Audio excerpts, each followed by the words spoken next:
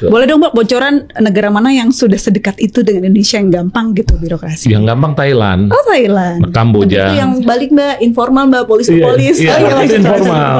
Iya. Oke. Dan itu kalau formalnya kan tempat Mbak Firza semua nih. Nah misalnya kami itu yang istilahnya backdoor. Oke. Iya.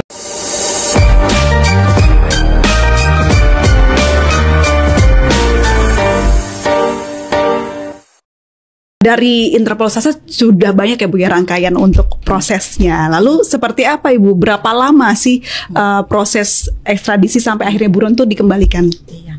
Jadi gini Mbak, kalau misalkan ekstradisi kembali lagi, ini kan merupakan mekanisme formal, kerjasamanya itu antar negara, G2G. Jadi udah pasti tuh lebih panjang nih prosesnya, tidak seperti kerjasama polis to polis yang bisa dikatakan sebagai informal cooperation. Nah kalau misalkan negara minta buronan untuk diserahkan, itu prosesnya berdasarkan Undang-Undang 1 tahun 1979, memang sudah cukup lama ya undang-undang tersebut. Itu ada dua kompeten authority yang dapat mengajukan kepada kami selaku otoritas pusat, yaitu kepolisian ataupun kejaksaan. Yang APH yang lain bagaimana? Bisa, tapi tetap melalui kepolisian atau kejaksaan. Lalu setelah permohonan itu diajukan kepada kami, lalu nanti dari Kementerian Hukum sebagai otoritas pusat akan mengakses dulu nih permohonannya sudah sesuai belum dengan Undang-Undang 179 atau perjanjian yang dimiliki oleh Indonesia dengan negara lain. Karena ada tadi yang disebut Pak Untung, ada beberapa negara yang khususnya negara-negara common law yang mempersyaratkan harus ada perjanjian bilateral dulu untuk dapat dilakukan ekstradisi. Contohnya Singapura nih, kalau yang lagi ada berita-berita hangat baru-baru ini. Nah, memang kita baru punya nih perjanjian ekstradisi dengan Singapura. Karena penting banget ya Bu ya, karena itu kan negara terdekat nih. Iya. Larinya paling dekat ke Singapura. Betul sekali Mbak. Nah, setelah kita proses, kita assess, baru nanti kita bisa mengajukan pertamanya adalah professional arrest dulu nih, yaitu bisa dari otoritas pusat, bisa dari kepolisian untuk perintah penahanan sementara. Professional arrest to extradite Mbak namanya. Jadi agak berbeda dengan si red notice tadi. Ini udah beda rezimnya nih, beda mekanismenya. Mekanismenya udah beda. Ya. Lalu setelah ada penahanan sementara, nah itu berlakulah nih masing-masing negara atau perjanjian. Kalau Singapura 45 hari, dalam jangka waktu 45 hari sejak penahanan sementara, Indonesia harus segera mengajukan permohonan ekstradisinya melalui diplomatic channel. Diplomatic channel ini siapa? Yaitu Kementerian Luar Negeri. Jadi mekanisme ekstradisi itu merupakan itu pemerintah. Jadi yang terlibat itu banyak. Kompeten otoritinya, APH, dari kepolisian, kejaksaan, Kementerian Hukum, sampai dengan Kementerian Luar Negeri. Repotin banget ya ini Bu ya, buronan ini ya. Sampai semuanya jadi ikutan bergerak gitu. Tapi itu kan menunjukkan komitmen, komitmen negara untuk hadir nih. Cermin keseriusan negara untuk bisa menegakkan keadilan. Oke. Nah, itu menarik sekali. Berarti setiap negara berbeda-beda ya Bu ya. Sistem hukum dan proses lamanya tidak bisa disamakan gitu. Paling lama itu kita pernah berhasil mengejar buronan tuh dari Australia itu 8 tahun Mbak. 8 tahun. Tapi paling cepat kita pernah dari Serbia 3 bulan Mbak. Wah, keren banget itu. Tergantung dari masing-masing negaranya. Karena kalau kayak di Australia itu ada mekanisme banding yang nggak ada limitnya. Jadi bisa berkali-kali tuh.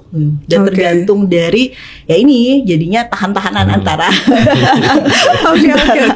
Nah, kalau bicara buronannya. tentang ya antar lembaga, antar negara bahkan kita kan harus juga pelajari bagaimana negara lain itu sepaham ya Pak ya. Betul. Dengan kita. Nah, bagaimana sih cara meyakinkan negara yang bermitra dengan kita ini kalau buronan ini memang juga melanggar hukum yang sama dengan hukum di negaranya gitu. Pernah ada cerita tantangan tersendiri nggak sih Pak soal itu? Kalau dari sisi kami, sering Mbak April kami mengalami seperti itu. Contoh, beberapa kasus kami menangani yang pemerintah di sananya menganggap enggak, ini masalah perdata, bukan pidana. Enggak, ini masalah penipuan atau pemalsuan, ini sudah dibayar sebagian. Ya berarti masuknya ke ranah perdata. Sehingga kami harus meyakinkan ini pidana. Tapi itu semua akan patah kalau kita tidak punya chemistry, kita nggak punya network dengan negara atau bonding sama negara tersebut. Nah betul, gitu ya. Sedangkan kalau kita punya bonding, nggak usah tuh pakai surat-surat resmi. Nah cukup WhatsApp, nah cukup telepon, ya. Saya hanya kirimkan ini, tolong cekal, tahan, jangan sampai dia lolos, nah kembalikan, dimasukkan pesawat lagi. Gitu. Boleh dong Mbak bocoran negara mana yang sudah sedekat itu dengan Indonesia yang gampang gitu birokrasi? Yang gampang Thailand. Oh Thailand. Kamboja. Itu yang balik Mbak, informal Mbak, polis-polis. Iya, itu informal. Oke. Dan itu kalau formalnya kan tempat Mbak Firza semua nih. Nah misalnya kami itu yang istilahnya backdoor. Oke. Iya. Jadi seperti itu ya. Kalau Ibu sendiri ada pengalaman juga itu Mbak. Salah satu contohnya yang baru-baru ini nih yang ke Singapura. Itu kita kerja sama dengan polisian, dengan KPK untuk membuktikan bahwa pelaku tindak pidana di sana yang lari ke Singapura ini sudah memang prima facie, cukup bukti nih. Itu berulang kali tuh affidavit dari penyidik, dari penuntut untuk menjelaskan runtutan dari fakta-fakta yang terjadi. Iya, itu memang tantangan yang cukup ini Mbak, khususnya untuk negara-negara common law nih. Ya. Jadi bekerja keras juga ya, meskipun kan itu bonding juga butuh waktu ya Pak ya untuk. Apalagi kalau si buronan yang kita kejar ini punya lebih dari satu kewarganegaraan, tantangan baru lagi. Dia beli kewarganegaraan dari negara antah berantah. Gitu. Oke.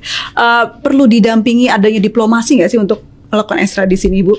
Perlu banget Mbak. Jadi makanya kami selalu berkoordinasi dan berkolaborasi nih dengan Kementerian Luar Negeri juga, dengan APH dan juga dengan Kedutaan Besar Indonesia yang di luar negeri itu, di negara di mana kita meminta buronan itu untuk diserahkan. Jadi supaya mereka tuh mendapat nih sense-nya bahwa ini tuh penting loh buat Indonesia, bahwa ini nih merupakan satu concern kita loh untuk dapat mengambil mengejar buronan ini untuk dapat ke Indonesia. Nah biasanya itu akan dilihat juga dengan kebutuhan mereka di sektor-sektor yang lain nih, kan? Jadi kayak misalkan satu negara A dia punya kepentingan terhadap Indonesia untuk sektor A, B, C, D. Nah, jadi dengan itu di barter ya Bu ya. Dia juga akan ada komitmen lebih nih untuk membantu Indonesia, atau dia mau minta juga nih nantinya gitu kan, udah ada daftar listnya nih gitu. Karena Indonesia juga menjadi salah satu jujukan buron yang kabur juga ya Bu ya. Jadi ada di situ ya win-win solution lah antara 20 Mbak kita ngasih buronan ke luar negeri. Bu, kalau tantangannya apa aja sih Bu yang sering dihadapi? Tantangannya tadi perbedaan sistem hukum tuh Mbak.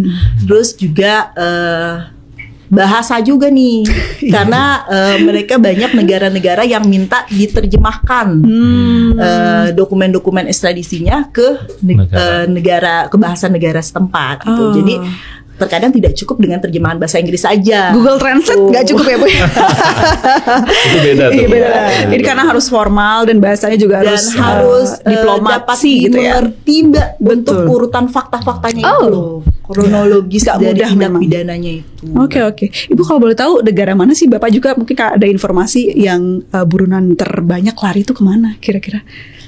Eropa, Timur Tengah, selama ini aja, mungkin 10 tahun terakhir atau peringkat pertama Singapura, peringkat kedua Amerika.